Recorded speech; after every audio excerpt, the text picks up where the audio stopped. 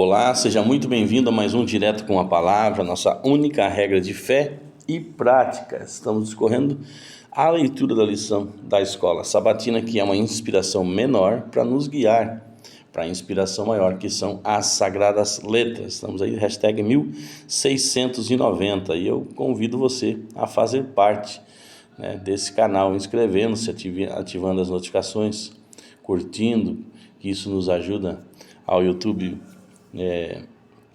impulsionar, a mensagem, e compartilhando com seus amigos, que fazem com que o canal cresça mais rápido e essa mensagem alcance o coração que necessita de Cristo e muitas vezes ainda nem reconheceu isso, Estamos no estudo adicional sobre o poder da ressurreição de Cristo. A divindade de Cristo é a certeza de vida eterna para aquele que crê. Aquele que crê em mim, disse Jesus, ainda que morra, viverá. E quem vive e crê em mim não morrerá eternamente. Ou seja, nós vivemos, morremos, Jesus ainda não voltou, Mas quando ele voltar, ao soar das trombetas, os mortos em Cristo ressuscitarão primeiros. Você crê nisso? Cristo estava olhando para o tempo da sua segunda vinda.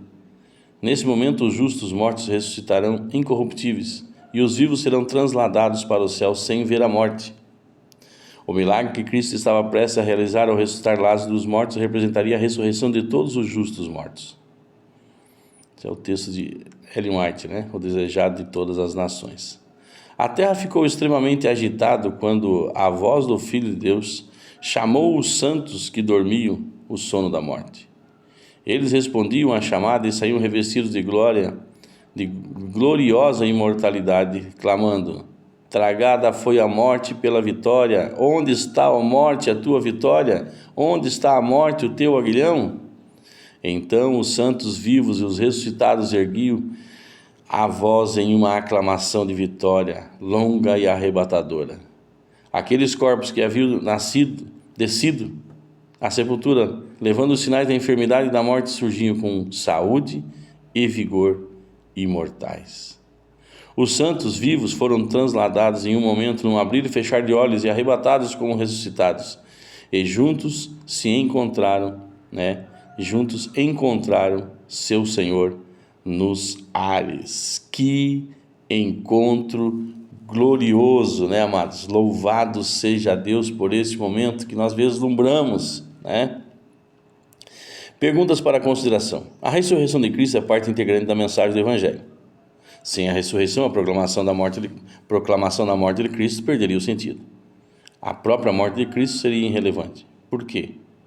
O que sua resposta revela sobre o poder da ressurreição? Bom, se Jesus, como aqui já disse na pergunta, não tivesse morrido, se Jesus tivesse morrido e não tivesse ressuscitado, então sua morte seria vã. Mas graças a Deus que Jesus morreu e ressuscitou. Morreu a nossa morte para que nós pudéssemos viver a sua vida. Reflita sobre na afirmação de Paulo: se os mortos não ressuscitam, comamos e bebamos, porque amanhã morreremos. O que isso significa? Amados, para mim, no meu ponto de vista, significa que viveríamos uma vida sem esperança de um futuro eterno. Que era só esse tempo aqui e pronto, acabou. Então vou me desgastar com tudo que é errado, porque uma hora ou outra eu vou morrer mesmo e acaba tudo aqui. Mas essa não é a nossa verdade. Louvado seja Deus por isso. Converse sobre o estado dos mortos, Conjecture aí na sua classe, você que faz parte. Por que 1 Coríntios capítulo 15 não faz sentido se ao morrer os salvos fossem levados imediatamente para o céu? Amados, não faria sentido proclamarmos a vinda de Cristo para buscar a sua igreja, Já que os membros já estão no céu. Não faria sentido. Não tem sentido. Não tem sentido proclamarmos o Evangelho de Cristo, a sua morte e ressurreição, se isso, a sua vinda gloriosa para buscar a sua igreja, morremos e vamos direto para o céu. Essa não é a verdade. Embora nós ouvimos constantemente em funerais, constantemente em funerais sendo citados, tanto como pastores de algumas denominações, como padres, né, falando que está num lugar melhor, já está com Cristo. Mas a Bíblia não diz isso. Nós aprendemos isso ouvindo nossos antepassados falarem aos nossos bisavós, avós, nossos pais, né, tios, e chegou até nós dessa maneira, que morreu, graças a Deus, né, parou de sofrer e tá lá no céu olhando por nós, né, que nosso pai que já morreu, nossa mãe, nosso, né, aquele parente querido que morreu já está olhando por nós, está nos intercedendo por nós. Amados, seria legal, mas essa não é a verdade.